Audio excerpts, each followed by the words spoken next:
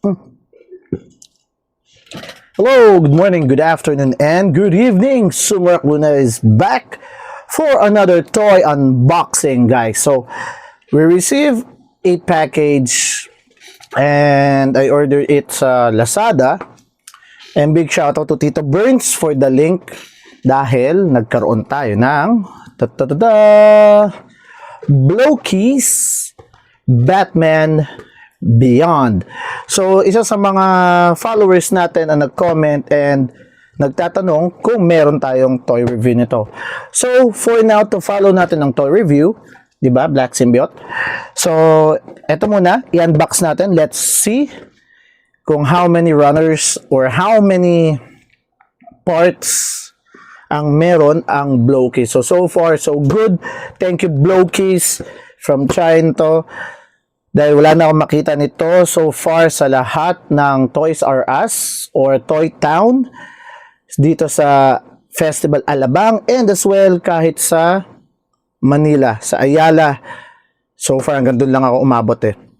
So ayun, wala na akong makita kaya tara, unbox natin to. Tingnan natin kung anong meron sa loob. Samahan niyo ako, guys. Yeah!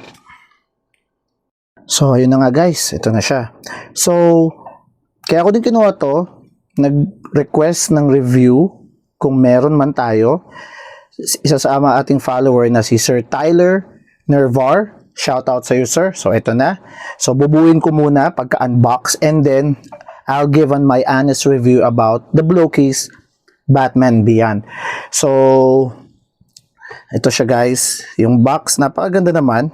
For me, dahil may dents after the delivery, ayan, kung nakikita nyo naman, medyo pumangit ng konti. So, 8 out of 10. So far, okay naman siya. Ayan. So, tamang-tama to habang naka-lunch break ka sa work, magbubuo ka. So, let's see kung anong makukuha natin.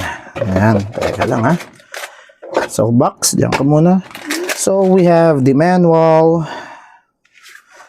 Very colorful. Shout out to Blowkeys. Baka naman. Ayan. So, mahaba-habang buwan to. Kung ang Megatron ay umabot ako ng 2 hours and almost 45 minutes. Ayan, yung ibang parts. Tingnan natin kung ilang oras bago ko mabuo din siya.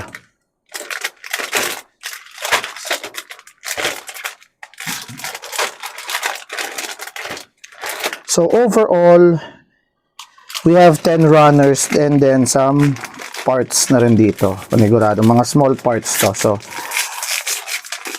prepare ko siya. Papakita ko sa inyo na lang guys yung video na naka-time-lapse while I'm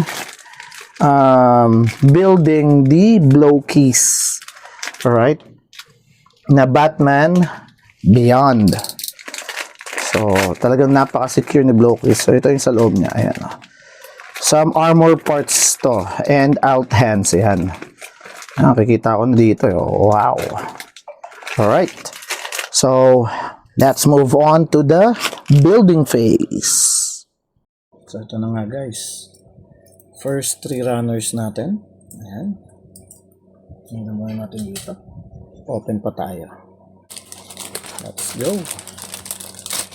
So, hindi ako masyado kasi fan ng Batman Beyond. Hindi. Fan ako ng Batman Beyond. Pero not in the Blowkeys way. Okay. Pero ito try natin. So, pang 5 runners. 3 and 4. So, yung box, nilagay ko dyan sa tabi para yung mga runners na gamit na, dyan ko na lang ilalagay. Para isang mabilisang disposal. Or pwede din kung may bibili, di ba? 7, pang 7 na runners. D1 and D2.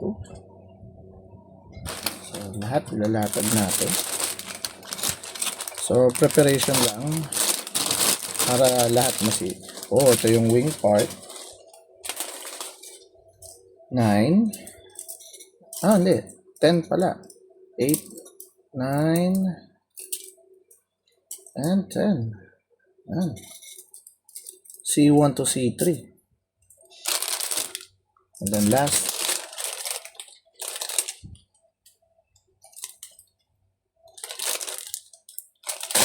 yung sinabi ko kaninang 10 mo, ang dadami pa. 12 runners pala sila. Oh, 12. Ito yung pang 12. Yung B1 and B2. Alright. So, stay tuned. Unbox natin. Ay, ano na natin siya. I-build. Right? Okay, let's go. Sana si Paki ng dire-diretso, guys. Timer starts now.